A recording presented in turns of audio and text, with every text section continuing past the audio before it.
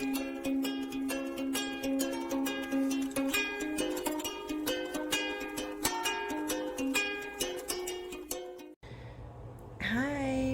I promise this is the last video I'm going to make on my phone because I got my new camera in and it's amazing. I just got to figure out all the stats on how to use it. I just wanted to give you guys an update because I went to my high-risk doctor's appointment today. They said that they went through my history and everything, and they said everything looks like it's going okay. I told them about the Makena causing cramps. I have cramps right now. That's why I'm laying down. They said that I had 3 options. I could continue the injections of Makena. I can vaginally take progesterone, or I could do nothing at all.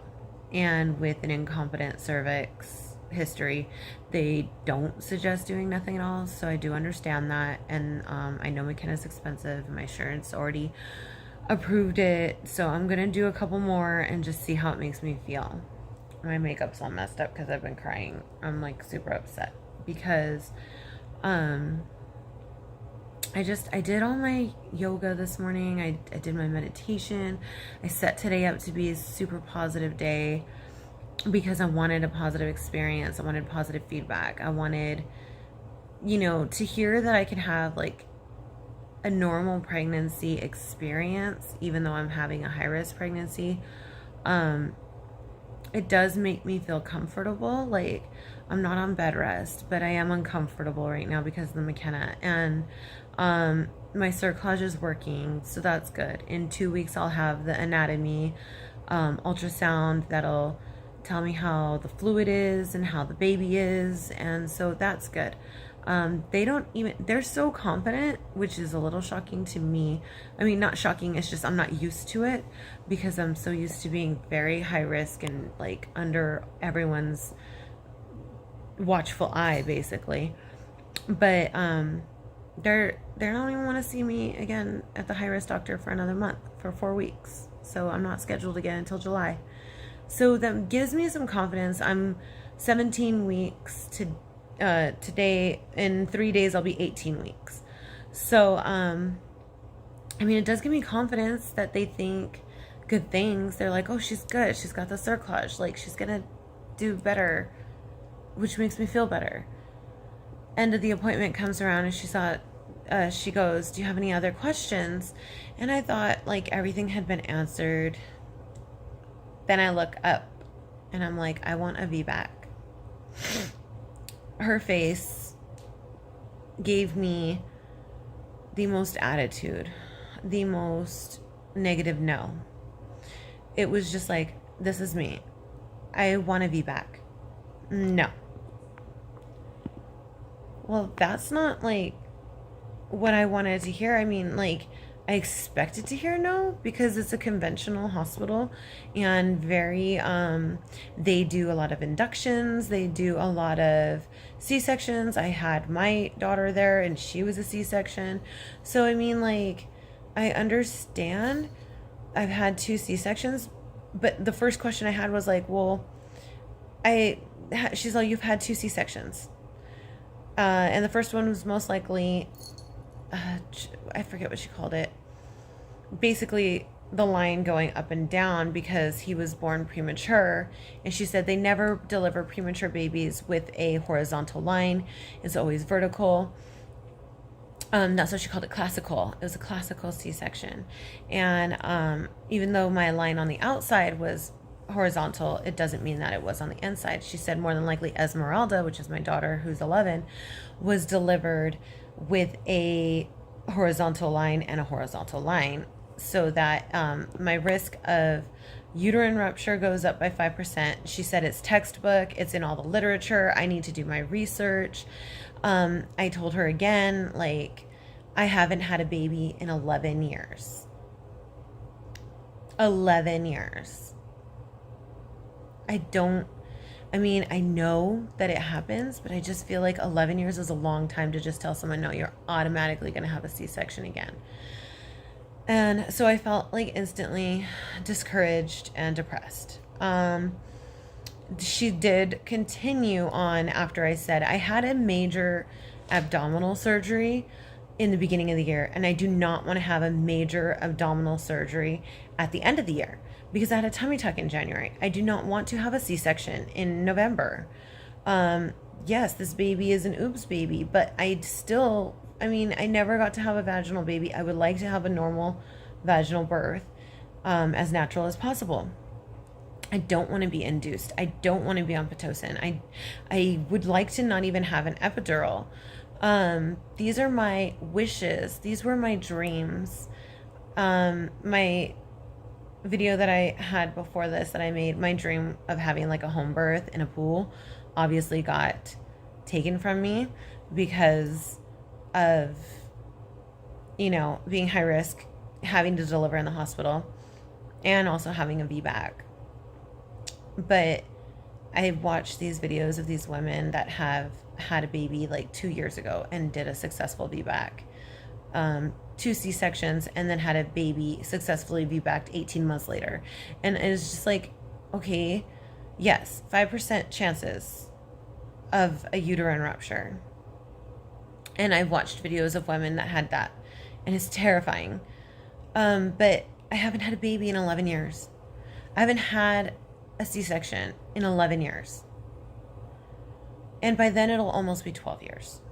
I just feel so disappointed. I feel so discouraged. I am aching. My heart is broken. I keep watching videos all day today. That's all I've been able to do because I'm laying on my couch. As you can see, I'm laying on my couch because I'm having discomfort in my pelvic area because the Makena gives me that, and I don't know if I quite like it. So I'm gonna decide in a couple of times whether I do or not. Yeah, this is where I'm at right now. This is my update. I do look forward to, going to full term. I feel very confident in that right now. Full term is gonna happen. I'm not as scared anymore, just because of the confidence that she kind of had with the full term thing. I'm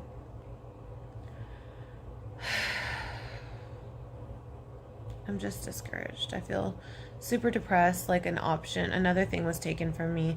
I mean, I'm not over it yet. She told me they can't force me to have a C-section. She told me, we can't force you to do anything.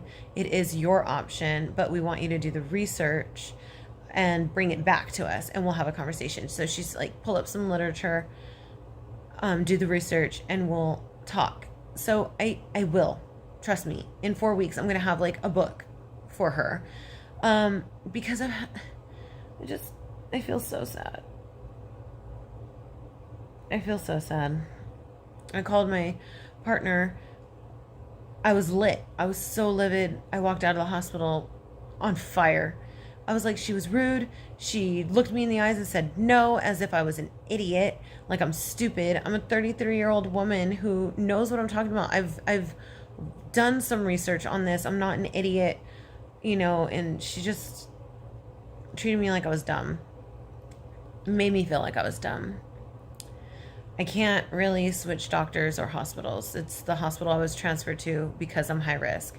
It's the care I need to be at because I'm high risk. I don't want to have the baby at home because I'm high risk, because if I did and something did happen, I need to be by somebody who can intervene, who can immediately take me to an emergency OR. And I understand that. But I wanted the option. I still have the option. I just have to come up with good reasons. My first good reason is I haven't had a baby in 11 years. I'm a little bit smarter now, a little bit wiser.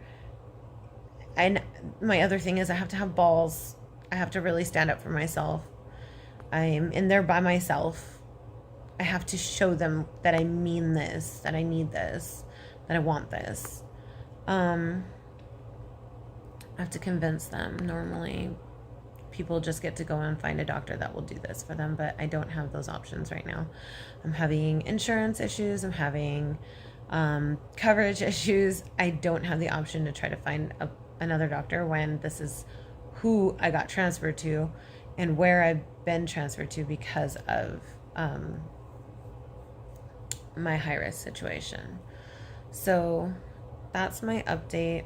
I will not, I don't know when I'll update again, because right now I just feel stinky. I feel icky. I feel depressed. I feel upset. I need to calm down. Set my mind up. Set myself up for success. Manifest the best. I'm manifesting the best experience possible. So that's my update. Yeah. I'm pretty bummed out today, and I'm sorry it wasn't like exciting. Good news is there is a good side. Oh, let me switch positions. There's a good side. They're confident that I'll go to term, and that makes me happy. They have less fear of me being hospitalized, and put on bed rest, so that makes me happy. Other than that, I'm a little bit poopied out because of the big no to my choice of wanting a VBAC. I'm not done fighting. I'm not done claiming my body as my own. I need success stories. I need good vibes. I need some prayers, some mantras. I need all of it, guys. So if you can just send me over some vibes, I will truly appreciate you. And we'll see how this pregnancy goes. I'll keep updating. I'll keep journaling. I'll keep up with everything. Trust me, it's a big journey. And next time, my film or my video is going to be so awesome and high tech. I can't wait to do it. So get ready for that one.